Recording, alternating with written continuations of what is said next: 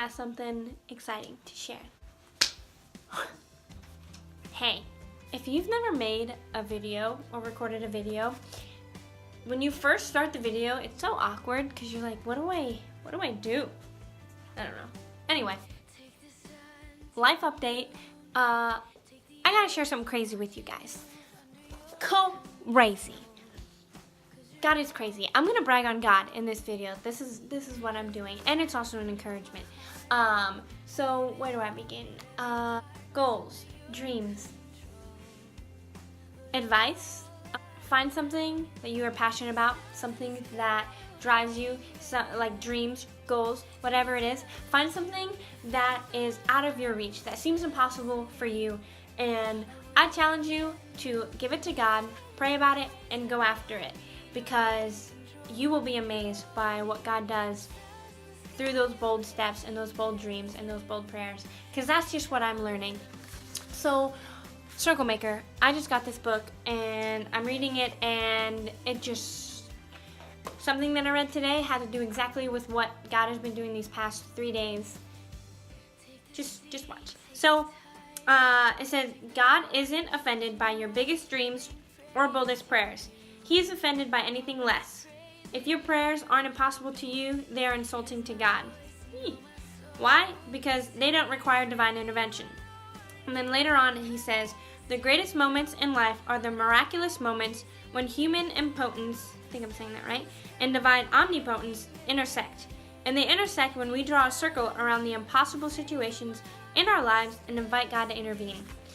My impossible situation is the world race and raising all this money to go.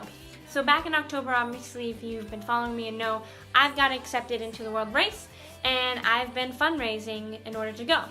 And so a few weeks ago, I found myself getting super excited. When I first got accepted, I was on a roller coaster of emotions, and I was like, I can do this, I can't do it, I can do this. But I realized that this is my dream to go out and help people the way we'll get to on the world race. Even though it scares me, I'm not gonna lie, it does scare me because it's a huge life change, living overseas for 11 months. But I'm super excited. Beyond the point, this is my challenge. This dream is out of my reach. Because raising $18,000 is a lot of money, but even just not even the money, there's a lot of little things that have to add up perfectly and work out for me to be able to go. And so I found myself in this kind of predicament where I was getting super excited about the world race the closer it was coming. Like once 2018 hit, I was like, oh my gosh, this is the year that I leave. I got super excited, but then I was like, I need to do this. I need to go. But then I looked at fundraising the past few maybe month. It was really slow.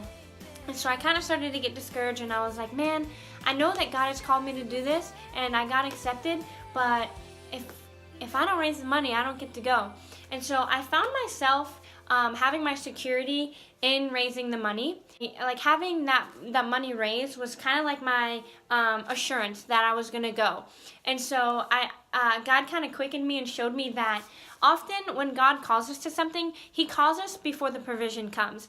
And so like, for instance, I know that God has called me to do the world race, and magically we like to think that everything will happen right then and there, but it doesn't. It's a process. And so once I realized that God kind of was showing me that I was putting my assurance in having the money there, rather than what God told me He's called me to do and what He placed before me. So I was like, okay, I need to shift my focus. I need to shift my assurance on what God said He would do and what He's called me to do and how He provided for me to even get accepted, rather than having that money there already as my assurance. So I switched all of that around, put my focus, and it wasn't easy, but I put my focus on what God said He would do, and I was just focusing on Him and growing and this preparation.